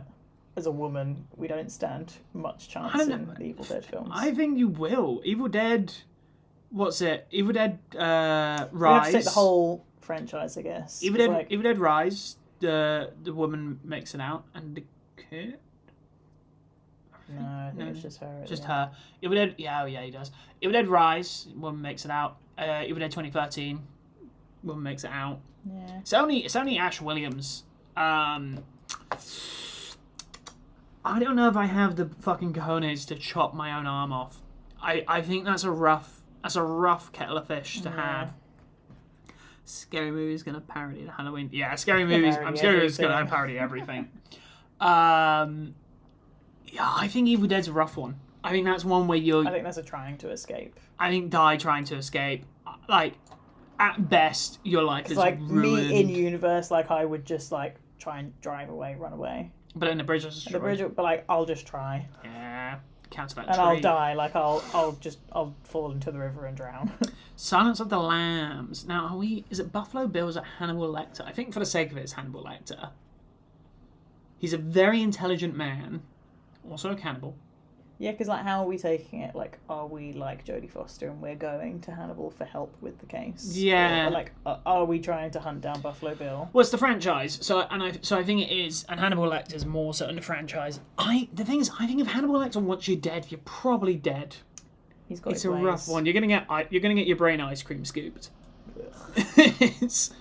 I mean, he might make you eat your own brain as well, so that's another thing. I don't think it's quite instant death, but I do think Hannibal Lecter's a rough one. I think that's a die trying. I don't... It's he's got the intelligence against you. Yeah. Like, when you look at, like, our escape with minor injuries, like, Jason's a bit of a klutz. Yeah. And so are the ghost faces. The Conjuring is more so, like, I think we'd just be happy to live in a house that's cheap if it's haunted. But, like, the other two, it's like, they're a bit, like... Yeah. Buffoons. Pennywise, I would simply laugh at him. You're a loser. I would bully him. I would bully the fucking clown and then beat him to death with hammers. I do not care for clowns. I'm not scared of clowns. I just simply don't care for them. And yeah, I think it's because the whole thing is just fear. So if you're just not afraid of him, I mean, he's quite, he'll play on the deepest fears. But if you can just get over that, beat him to death with a fucking crowbar. I mean, that's pretty easy. It's pretty good. I don't know if it's easily though. You don't think it's easily? I think so. You think it's, what, minor injuries? Or do you think it's even lower, 50-50? I think it's 50-50. Like, he is a supernatural, like, almost extraterrestrial. It's not extraterrestrial, but, like, primordial being. Yeah, I guess that does. Like, there is, layers to it. It's not, like, it took them until, like, 27 years later to be like, we've got to bully him to death. And they were, like, grown adults. Like, yes, they made it past childhood after the first time. Yeah. But it's not as simple as just, like, pointing at him and laughing and bullying him. Like, you've got to get past all the other shit first. And I don't know, like, how, like, because he is going to prey on your worst fears. Like, whether or not you're like, you just have to not be scared of anything. Like, we all have fears. Yeah. And he's going to prey on them. But again, I could just beat him to death with a hammer. Because, like, what I was saying last week, that, like, something I noticed in, like, pictures people had posted, someone going, like, oh my god, I never noticed this in the first Bill Skarsgård. Like, when all the losers are, like, sat in an alleyway having a chat. there's like a painting on the wall of a car, Mm. and for like half of the scenes, nothing in the painting, and then like the camera angle changes, and suddenly Pennywise is in the painting, watching the children as they speak. It's like he can do all sorts of weird shit. He climbs You don't out know when TV. he's going to catch you. Yeah. I think it's not like an easy escape. No, we've not seen Host. Move it to the back. Move it to the back. Nosferatu, black and white, classic one, because they couldn't get the rights to name Dracula. It's interesting. We've spoken about trying to kill vampires before. We both consume a large amount of garlic in our lives. Yeah. I just just have to breathe on him. I had some garlic, not just on its own, but I had something with garlic for dinner tonight. So my blood's already a bit fucked up. Just season myself. We've got garlic granules in our cupboard. Just use that. I think this is like an escape easily situation. I think vampires are fucking weak as shit. I mean, of all the like vampires, zombies, werewolves, I feel like vampires are weak sauce. Yeah, garlic, stake in the heart. Just don't invite them in. Yeah, I don't open my door for anyone. Yeah, just creepy little guy. If someone shows up, and be like, "They want to come in your house," I'll be like, "No, leave." Yeah, it's like the British TV license people. Keep them out. Here we go. Finally at Night of the Living Dead. Classic old zombies. Fucking slow as shit. I mean, especially we're doing the whole franchise here, and I don't know if it counts. So is this counting all of the Dead? Yeah, and I don't know if it counts necessarily. So, because you've got the two caveats are Diary of the Dead and the 1990 remake of Night of the Living Dead, because those aren't in universe. 1990s is a remake, Diary of the Dead and Survival of the Dead. How could I forget that terrible film? Both of those take place in their own universe, I believe. So I don't know how much we want to count those. But in the 1990 remake, one point Barbara just leaves and is running around as zombies. Like, she's just kind of like... They are smart to a degree. They remember their jobs. They can use weapons. They can walk through water. But I think that's an escape easily. They're very slow. You just got to be tactical about it. They're slow moving. As long as you don't get stuck in somewhere, you're pretty. You just got to keep going. And by the end of the first film, there's just a militia. I mean, humanity still falls, but there's just a militia going. I think as long as you're smart, you can actually get out of those zombies pretty damn well. Is that the day? Is that birds. Was that the bird? I thought that was the day the Earth stood still. Yeah, the birds. No, the birds. Alfred Hitchcock. Classic. I like birds, and I think birds like me. My soul is simply too pure. I would never. I would never do. The birds anything. would recognise I'm a good person. Yeah. I mean, again, it's kind of the same thing with Night of the Living Dead. Like, they are just birds. So as long as you're inside. I think there is like something to me that, like, I can't remember what film or we were talking about last time. Could someone recommend zombie movies? An underrated one. Oh, yes, Zin. I have a lot of recommendations. So, depending on what you're looking for, a great one, I'll try and refrain from plugging any videos, but a couple of these we have done videos for on the channels. If you want a very artsy-fartsy one, which is a bit more introspective and a character study, there's one called The Battery, which is really good. It's about two baseball players just kind of going through the countryside. It's a lot slower of a zombie film, a lot more character study kind of thing. You then also have Cockneys versus Zombies, which we did a video on a couple of weeks ago, which is it's not great, but it's a lot of fun. It's quite a goofy little zombie movie. It's set in London, of course. Set in East End. What else is I think Little Monsters. Little really Monsters. That's Lupita Nyong'o playing like a class teacher, kind of protecting her. Yeah. They're not quite kindergartners, but like very young children. Also Josh Gad, Olaf from Frozen, or Josh Gad from Wonder Man in the MCU.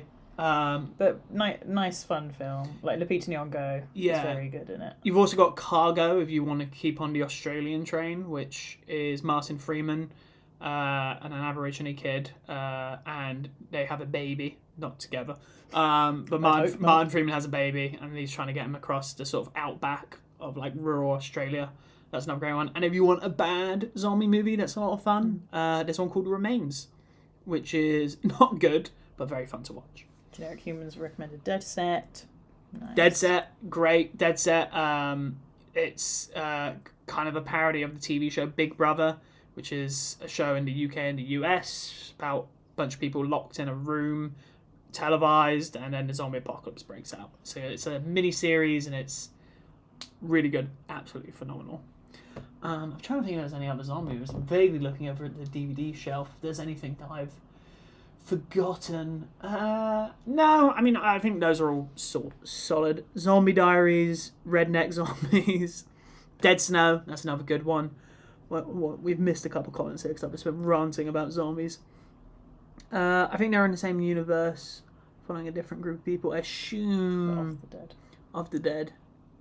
Yeah. I mean, I know Diary of the Dead is canonically a different universe because it's the outbreak of the zombie apocalypse, but it's contemporary setting for when the film was made.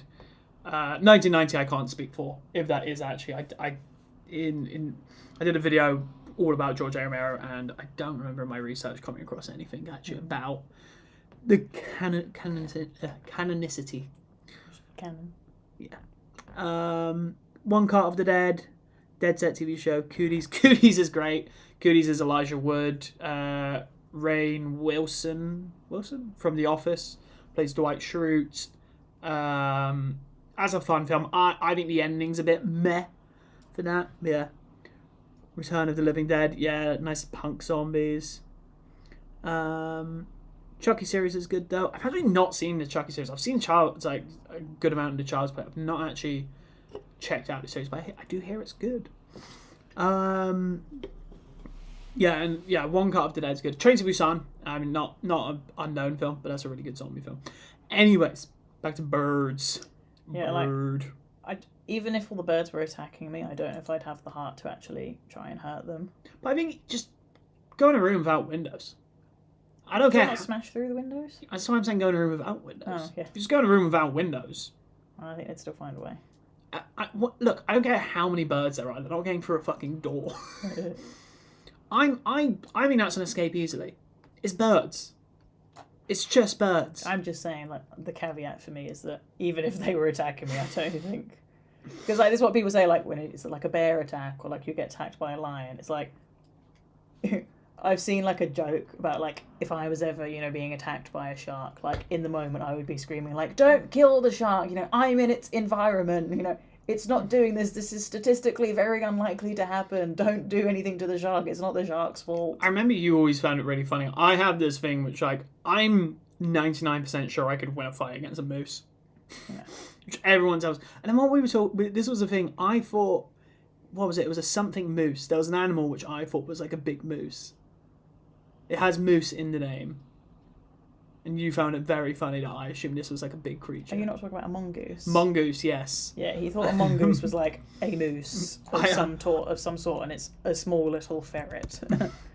Albeit, like, they're more kind of violent than ferrets. I thought this was like the size of a... Like, not that... I didn't have a reference of what it looked like, but I just assumed it had moose in the name. I assumed it was like a big mongoose type thing. No. But yeah. No, if you haven't watched Train to Busan, I highly recommend it. It's a very good film. Jaws. I mean, my thing is, I wouldn't be in the ocean. Be in the ocean. But we have to say, we are there. I think it's not that hard to kill a shark if you know what you're doing. Mm. If you get a decent boat, not like a shitty wooden fishing boat. You get a decent boat, throw some dynamite in the water. Look, they've killed that fucking shark so many times. It keeps coming back. I think it's Jaws Revenge, where it's actually stalking a family. I think that's an escape with minor injuries. Yeah. If you're smart about it. No. Is that Carrie? Ooh. I think that is Carrie. Yeah. I'm not a bully. It's neither. So we do have that going for us. And I'm not an abusive mother. But also assuming we're in that prom setting. Yeah. We've gone to prom. I don't like our chances. I don't think Carrie would. I don't think we could be like, wait, but I was always nice to you. You would have seen how they treated me, and you did nothing. Yeah, I think that's a die. I think we die trying to open the doors and just get blown up by Carrie with her mind. Oh, Alien. Alien's rough, man. The thing is like, I would be one of those scientists who just pokes something with a stick and then it latches onto my face. I fucking love that in Prometheus, where it's like all of these like super smart scientists. First thing they come across an alien creature, one of them just like, like, what did you think was going to happen? It can't be scientific protocol to like find alien life, and your first thought is like, poke that shit, poke it.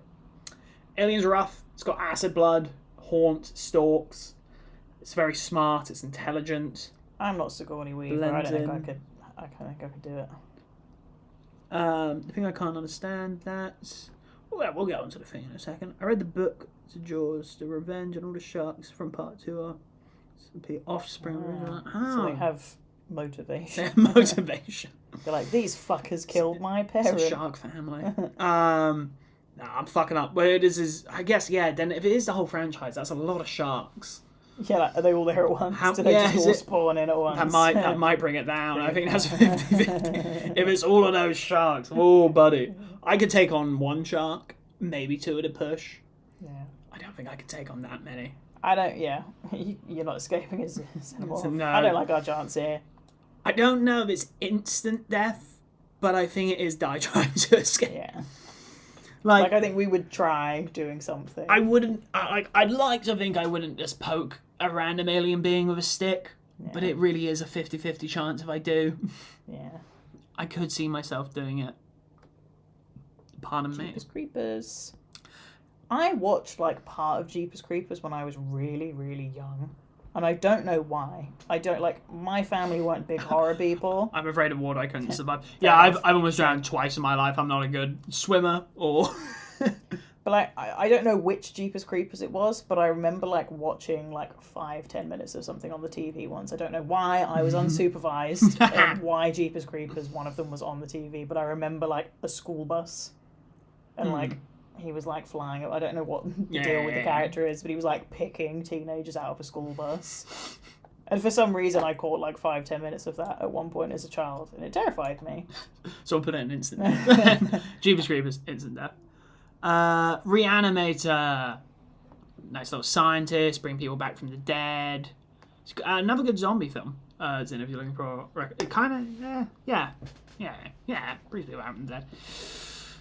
Oh, could I beat up a German scientist? He's just a man, and he's a fucking nerd at that. Maybe that's a minor injury. Minor injury. Just because he's clever. Yeah, I just beat the shit out of him. Call him 4 Eyes. Here we go. Scary movie. Now, you're fighting with the laws of parody. And then also you got the issue of like, you're dealing with... Because it's across the franchise. There's a lot going on. There's a lot going on. There's a clown, like little... it's got the little puppet from Poltergeist in it. It's got that in it. Oh, it's a scream. But you could just try and... I think if you befriend Ghostface in it, I mean, that's a real 50-50. It's how funny are you? I think if you're funny enough... Can you, like, play your way out of it? Can you play your way out of it? I think that's going to 50-50. Yeah, I'm into a little horror. I've not seen it. I've not seen it either. Going I to almost the picked back. up a box set in the shops yesterday. There was one that had the original and the remake. Yeah. Techie Chain. Again, I just want to clarify, like, I would not be going onto someone's property and just letting myself in. So I wouldn't die in real life, you know, if I found myself in the situation those people find themselves in. But for the purpose of this tier list, we have done something to anger Leatherface and the family. So then, after that, how do we like our chances? I'm not sure.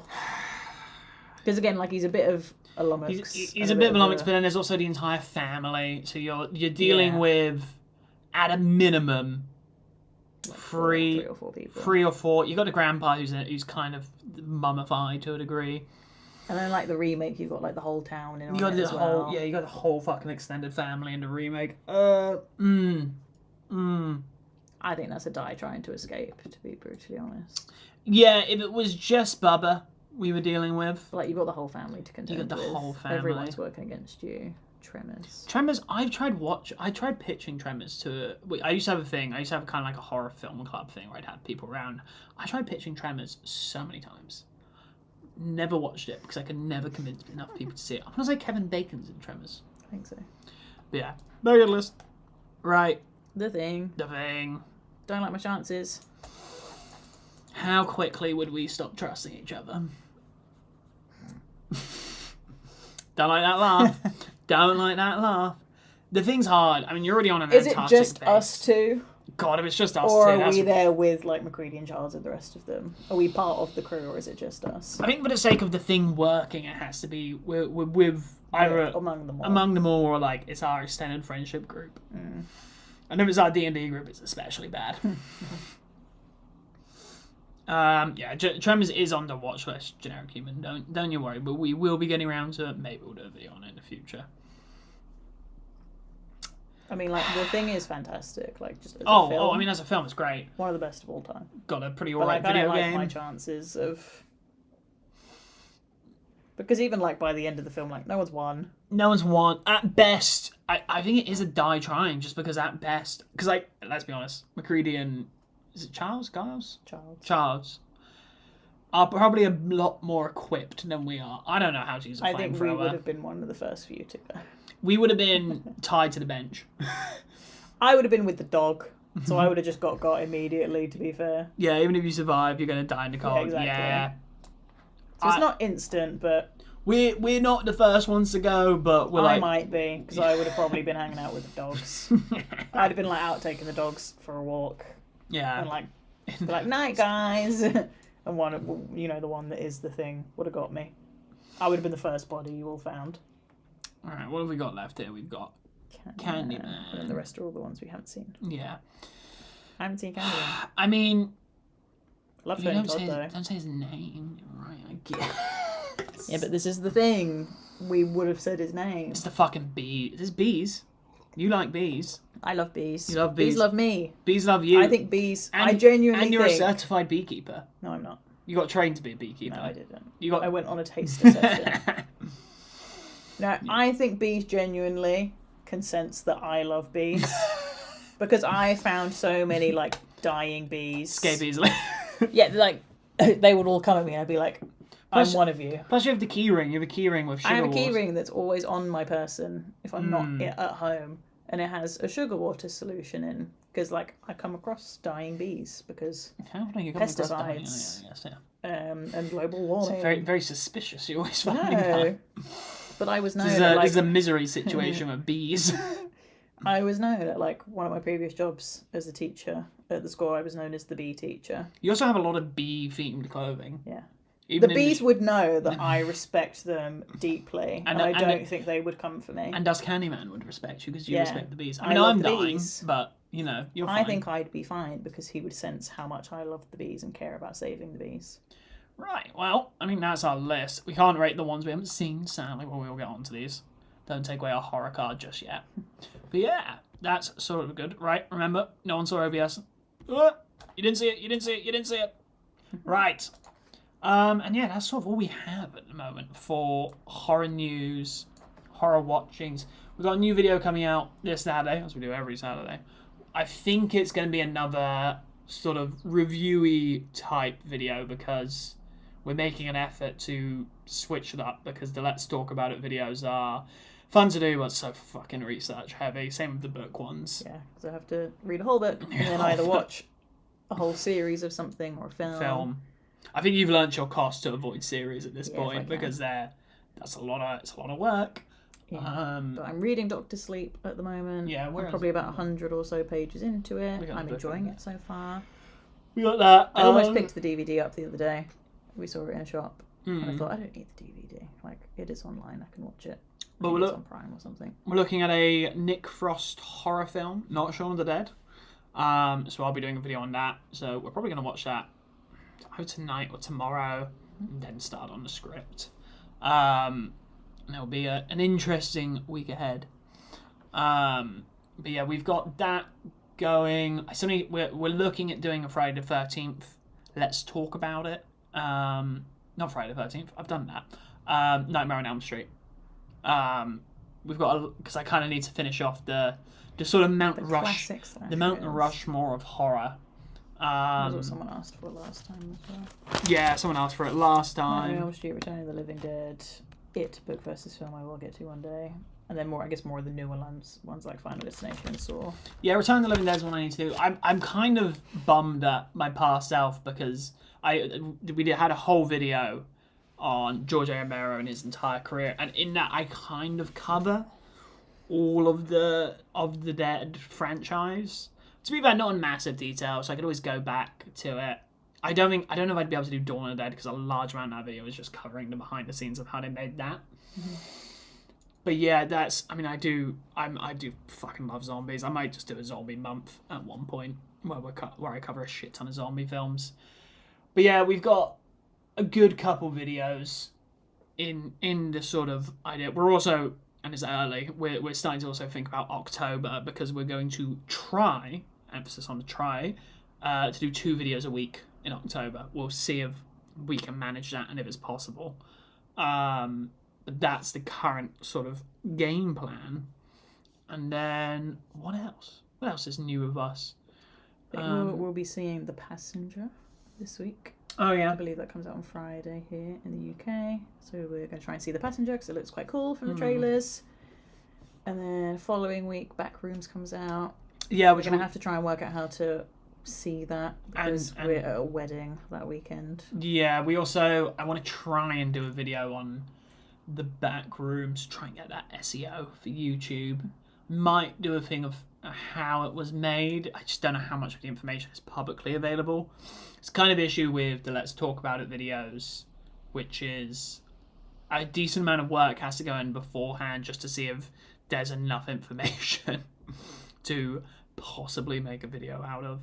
But if you guys have any videos you want to see or any films you want us to cover, any book adaptations, classic horrors, do let us know because we do keep a note of the ever-growing list.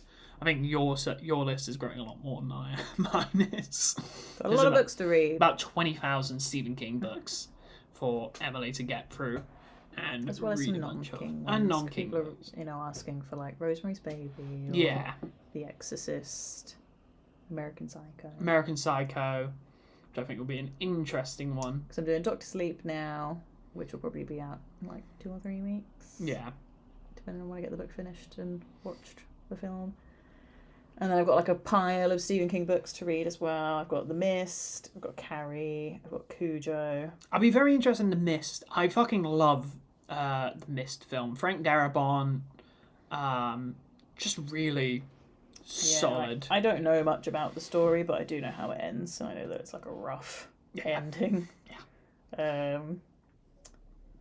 But yeah, in just general, any questions or like thoughts anyone has, happy to hear and answer.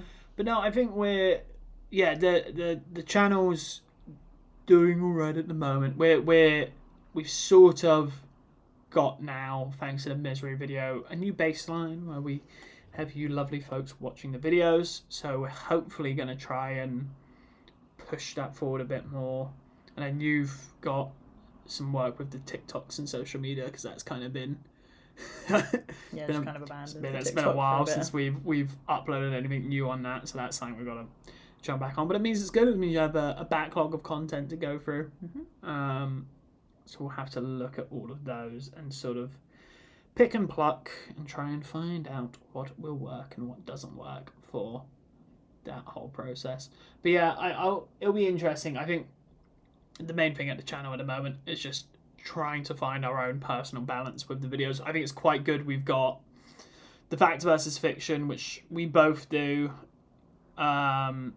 which gives us sort of a nice break of other horror stuff instead of reading a book or doing deep research. Well, it's still research, but that's sort of why we're also doing the review series as well, which is quite nice on the side. Mm-hmm. And people seem to enjoy them. It's nice to just talk about a film rather than go super deep into how it was made and stuff like that, because like I think Blair Witch especially, but like the Texas Chainsaw ones, like just a lot of trying to find information and trying to find correct information, because a lot of the films are typically quite old and there's this contradictory shit going all over the place with a lot of things. Why are all leaving? I don't know. Those many people. People got things to do. It's a Sunday. We don't expect everyone to sit and listen to us natter for a couple of hours. No. We like, look, the whole thing with these live streams is we just do them because it's nice to talk with people, gives us an excuse to do something a little bit on a Sunday. Get to know you guys a bit better. Get to know you guys, have a little natter about films, look at the news. It's also good. It means it keeps us on top of what's coming out, gets us thinking about potential video ideas. But yeah, I mean, there's a lot. It feels like a really good month for horror. But there's a lot of, I mean, just in general. Like, we've just had Obsession, we've got Passenger, we've got Backrooms. Just, it feels like horror is maybe finally having its moment of like, it's like modern day moment. Because obviously, like the 70s and 80s, there was kind of horror everywhere you looked. Yeah. But it feels like the genre is a bit abandoned. A bit unloved. The last like 20 so years. Yeah, 2000s was a really rough period for horror, I think. Like, it was very like frowned upon, or just like people turned their nose up at it. Well, I was one of those sorts of people a while back as well, where I was like, I don't know if that's for me. And I probably did kind of look down on some horror films. But I've been enlightened. Now I love the genre, so I'm here to stay. But it feels like horror's kind of put back on the map. I think people enjoy like original stories and films you can watch without having to watch like 12 films beforehand to get the fucking context of who the characters are and what they're doing. And obviously there are like exceptions to that with like Scream, and you know Yeah. there are still like horror franchises where you know like it's hard to dip in if you haven't been keeping up. Yeah. But with things like Obsession and whatever. No problems in. Have a good night's sleep. Hopefully we see you next Sunday. But yeah, I think with things like Obsession and with Passenger, like original stories, obviously like Backrooms is based on the game, but it's still, in a sense, an original film because it's not like a massive franchise, and it's like a new director. And again, like we were saying earlier, like I think horror is a very good one for like taking chances on new directors and new actors. Yeah, because they can do it from low budgets, and as long as the concept's kind of... I think like Backrooms is very impressive. The cast it has managed to get, like, you know, an Oscar winner in Chiwetel Ejiofor, and Renee Rinsafe, also an Oscar nominee. And the fact they built the whole set. I'm very happy. Like 30,000 square feet. 30,000 square feet. Very cool. Very, very interesting. But it feels like a lot of horror films, I think people are more willing to take a chance on, like, let's hire these people who we know nothing about. They've not, you know, got a Marvel film behind them or like some Oscar winner behind them. Like other genres aren't so unfortunate. Yeah. And I think it's a good thing there's not like a looks kind of based casting to horror a lot of the time. Because like you want a rom-com, it's like, well, you've got to be pretty. Yeah. You've got to be handsome to be in a rom-com. But like horror, it's like you can have anyone looking like anything. This is my thing with Hollywood at the moment, of like the Odyssey, for instance, Christopher Nolan's new film. It's like so many people in Hollywood now just don't look like they could have existed prior to the 2000s because they've had Botox and they've had all this work done. Like, I love Anne Hathaway. I think she's a great actress, but like there's a shot of her in the Odyssey trailer and like she's supposed to be really emotional and her forehead is just not moving. And it's like, it's your thing. Like, if your job is to act and you're like freezing parts of your face, like you're losing part of your capability to do your job. And there is like the iPhone face. yeah, the iPhone. Of, like, you know, you look at like, has this person seen an iPhone? Yeah, it's like so many films nowadays that are like period pieces, like whether they're like fictional or like based on a real life story or whatever. You watch them, it's like, you wouldn't have existed in 1800 looking like that. No. Like, I love like actors and actresses who keep their natural looks and like are very against getting work done, like Keira Knightley. I love that she hasn't had any work done on her teeth. Like, she's not got like perfect straight white teeth. It's like they're a bit crooked because you can still cast Keira Knightley in a like period piece and she fits in perfectly. I think just like Hollywood needs to come round to like, you don't have to be gorgeous. Bring And, like, bring you back don't have to bring be- back the receding hairline. Receding hairline, a bit of like a beer belly as well. Like, not every man has to have washboard abs. Like, it's nice to see Paul Rudd getting shredded for the Paul Ant-Man. Rudd for like Ant-Man. Like, yes, he's handsome, but like, he didn't need to do all that. No one needed to see Paul Rudd's abs. Respectfully, credit to him. He did a lot of work, but yeah. And I feel like that was a thing back in the day for horror. Like, you watch things like Friday the 13th and Halloween. It's like, a lot of people just look average. Yeah. And like, that's fine. Like, not everyone has to be like model status. The Crazies is always one for me, the original Crazies, because those just look like two blokes. Yeah, and like the remake, like Timothy Olyphant is obviously a very handsome man. But the other man in it, Oh, yeah. it's kind of a more like, in it. not strange looking man, but like He looks... a more unique look. Yeah. Like, he's not just like your everyday person. Like, we've talked about Glenn Powell before. Yeah, the most It's like, Hollywood-looking man. He's a hard man to pull off like the everyman, the everyday man, because he is so handsome. He looks like he was genetically modified. Yeah, it looks like he was made in a lab. He was like a test tube baby to be like, this is the ideal Hollywood man. Made It's like, by no, Tom give me a Cruise guy that's himself. a bit ugly. Yeah. Give me a woman that's a bit ugly. A unique look, a unique feature. And I like, again, this is why I think horror's doing so well, because people can emote. People can raise their eyebrows. It's always impressive Like and quite crucial for acting. The girl who played Nikki in Obsession. Yeah. Like, the thing she did with her face. Uh, Really creepy, really fantastic. And Yeah. just a great performance from her overall. Great. And yeah, Like, I can see her doing a lot of horror in the future. and I feel just like a lot she of could other make a name things. for herself in the kind of horror genre. Like, she'd be a good final girl. No, in something. she was great. But yeah, I think that's kind of all we've got to I say. think that's kind of all we have to say. We don't want to take up too much of your guys' Unless there's time. any like burning questions Yeah. from anyone who's left in the chat. We'll give it a beat if anyone has any questions or video requests, and we'll jot them down. But or just wants to tell us about what they're up to this Sunday. But yeah, I mean we're nothing new for us really, massively. We're just going to be working on the next video. Yeah, we'll probably It's see fun. The Passenger, and we'll Yes. probably put a little post out like we did for Obsession, telling you our thoughts. Yeah, nice little review, and you can get more in depth. You I'm can not head on in-depth over to our Letterboxd. Letterboxd. Judge our top 4 movies. Our usernames are in the YouTube channel description. If you want to Yeah. hop over there and follow us, see what we're watching, horror or not, you can just see whatever we're getting up to and watching, and you can maybe get sneak previews of what we might be covering in the future based on what you notice us watching. Yes. But no. yeah, we'll probably stick to kind of putting a post out when we see a new film. So Yeah. like, we saw this over the weekend, like we recommend it, or like, oh, this was actually a bit crap. But you know, see it yourself, See make your yourself. own opinion of it. You Be know, your own person. don't trust us to tell you if it's worth it or not. No, never trust us. But yeah, thank you so much for all of the people who tuned in. Thank you so much for everyone who left a comment. Thank you so much who listened to us and Natteron rant or do our little tier list. We should be doing another live stream next Sunday. Do we have? Yeah, because we're not doing D&D anymore. We're not doing D&D. We had D&D booked in, then it was booked out. But yeah, we've got, new videos every Saturday, live streams on Sundays, posts throughout the weeks. If you enjoy the content, maybe take a look at memberships.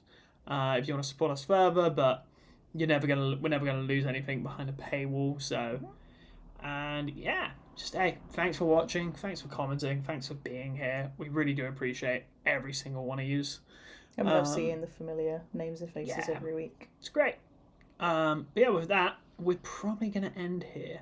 So thank you so much, everyone who came in. I don't know if you have any closing thoughts, or that's sort of it. Just nice to have you around again, fighting off the Sunday Scaries. Flying off to Sunday Scaries. I'll be back. We'll be back. Same bat time, same bat channel. I'm probably also a little hungover because it's a Sunday and we have to be. Right. Stay safe, everyone. We'll see you next week.